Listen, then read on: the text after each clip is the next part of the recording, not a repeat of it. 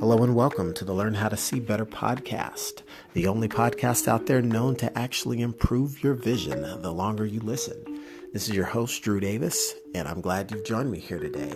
I can't wait to share some great information with you about how to improve your health, wealth, and relationships. So let's get right down to it, shall we?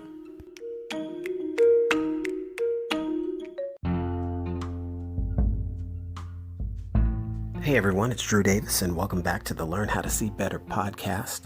And in today's episode, I want to talk a little bit more about vision. In the last episode, I was telling you that not only is the podcast title Learn How to See Better, and I've shared in some recent episodes how I learned how to start to improve my vision, but you can also start to improve your vision. You can learn how to see better and get more out of life by changing your perspective and enhancing the way you view that you actually view the world. And one of those components of the multiple ways that one has to learn how to see better is through vision. And if you didn't catch the previous episode, be sure to tune into that. But essentially what it is this. The vision, as you know, is the big picture, right? It's seeing and creating the overall setup for your life, the overall structure, the overall conditions of your life, and it's important to understand that vision is something that's not set in stone. It's malleable. It's always future cast, but at the same time, you're massaging it. To give you an example, I think back to one of my earliest memories when I was probably, 4 or 5 years old. I was in preschool, just running around, little knucklehead kid. But one thing that was a pretty big deal was kindergarten graduation. That was like a big ceremony. Your parents come out, and I think it's one of those things where it's the celebration of kids getting to go into the school years, right? The official school years. And for me, it was a big to do because at that kindergarten graduation ceremony, I actually got a special award and was voted most likely to succeed. Now, as a little 5-year-old kid, I'm not sure how much emphasis I put on that little accolade, right? But at the same time, my parents were proud. It seemed like a good thing. I was proud of it, and I think that was the very beginning of when I started to develop a vision for my own life. The idea that I was initially slapped a label on me, right? Some kids get slapped with the label of they're a smart kid. Some people get slapped with the label of you're a slow kid, and that sticks with them.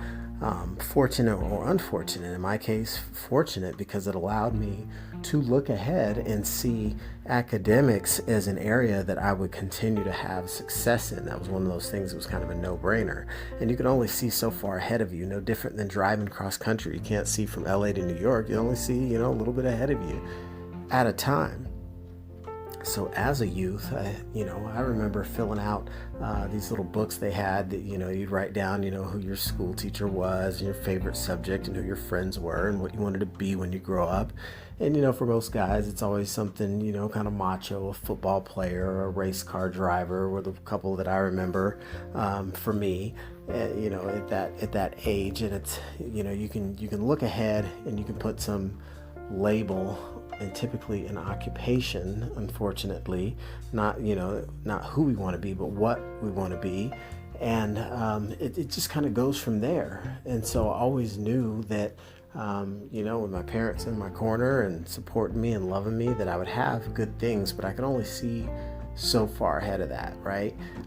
So then you start to get a little older and you start to see, I'm going to be playing sports when I get older, even at the high school or collegiate level, right? And then you get a little bit older, and by the time I was 7th, 8th, 9th, 10th grade, I just knew that in my setup, that college came after high school. It's almost like 13th grade, 14th grade. It was just part of the continuation.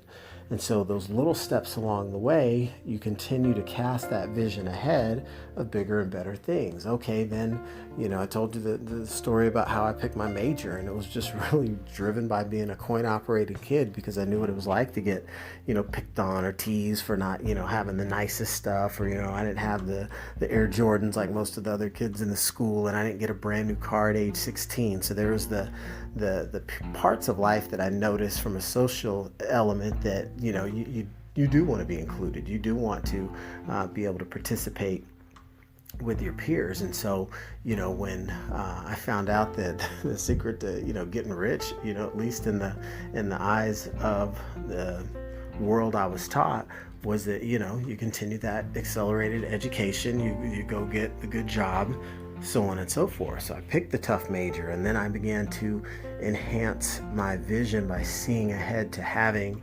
a profitable job that pays well. And then you begin to see a little bit further ahead to say, okay, well, my parents have been a good, a great example for me as far as friendship, love, parenthood, you name it.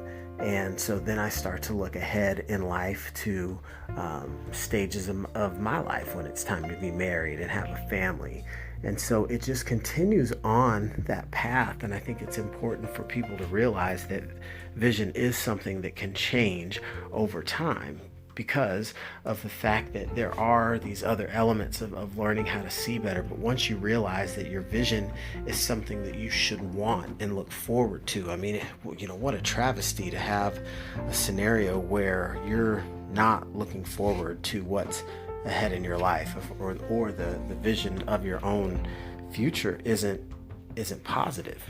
Right? I think that's the world giving feedback that there might be some things that need to be adjusted or whatnot. But knowing, for one, that it is something that's living and breathing and can be adjusted over time is powerful, because, like my mentor Jim Rohn used to say, at any moment you can kind of tear up your old life script and write a new one just like that. And tomorrow you're headed down a different path. This is the moment of decision that everything really begins to change. So to kind of wrap that and sum it all up, when it comes to vision and trying to learn how to see better and how to develop a better vision, number one is understanding that it's really tied to where you are and what you see currently. Because as you go through life, the way you see the world will change. Some of your wants and desires are going to change as you experience different things, and certain things become more important to you.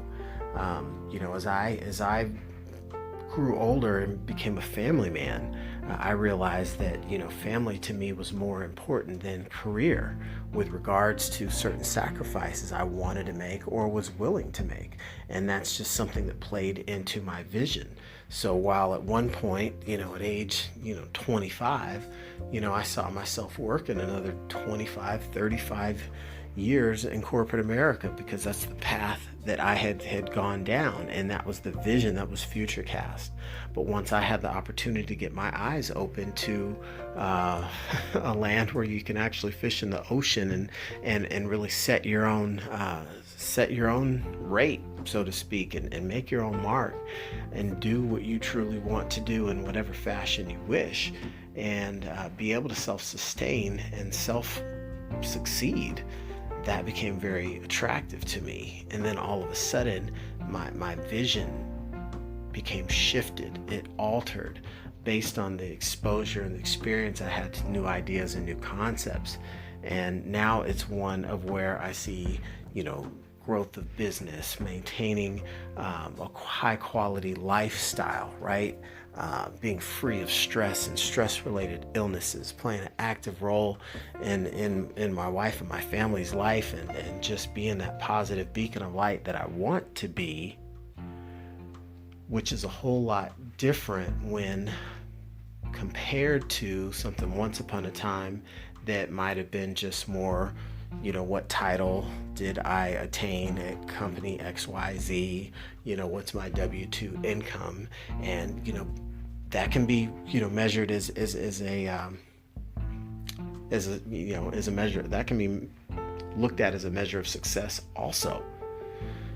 But it's not the only measure of success, and that's the point I'm really trying to drive home, is with what your vision is, whether it's abundance in family and less focus on career. That's okay. If yours is more, climb the ladder and be focused on career and business, and less about the family life, that's okay too, depending on who you are, what you got going on. Hopefully, if you're picking the career over the fam, you don't already have a fam. That always makes it a little bit easier, but the idea that you can knowingly adjust your vision and create a new vision, and really begin to look at some of the things that you want and that makes sense to be a part of that are kind of those no-brainers, because you can shift your vision and still be someone that maintains honesty and integrity and all the things that matter most to you as far as your values go. You don't have to sacrifice any of that by changing your vision. So it is one of those things to take the time to say, what is the vision that I have of my life? And whether you do it in private or it's something that you write down or record a different way, it's good to be as brutally honest as possible, and sometimes force yourself to think back. What did I think my vision was once upon a time? Because then you feel a little bit more distanced and separated from it. It might be easier if you go back in time to say, okay, what did I think I was going to be, when I grew up back when I was age 10? That might be a little bit different than 10 years ago, and say what the vision is, what's the vision that I have for my life.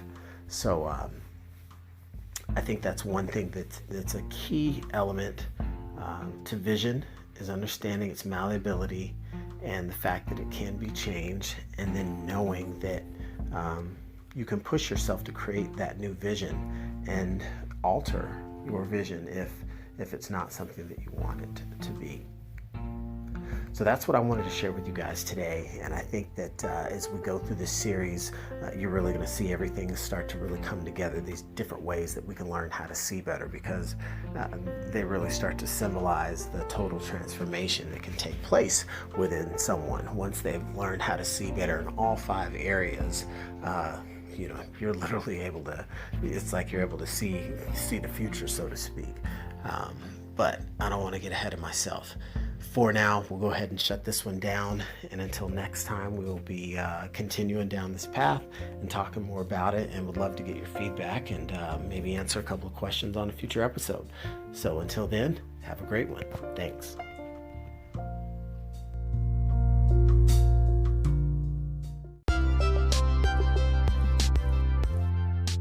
Well, all right. That was some great content, wasn't it? Well, thank you. I appreciate that. I'm glad you liked it. This is your host, Drew Davis, and I want to thank you for listening to the Learn How to See Better podcast today. And don't forget to subscribe and tune in for future episodes, and be sure to share with a friend if you are enjoying this content. Thanks, and see you next time. The podcast you just heard was made using Anchor. Ever thought about making your own podcast? Anchor makes it really easy for anyone to get started. It's a one-stop shop for recording, hosting, and distributing podcasts. Best of all, it's 100% free. Sign up now at anchor.fm/new. That's anchor.fm/new to get started.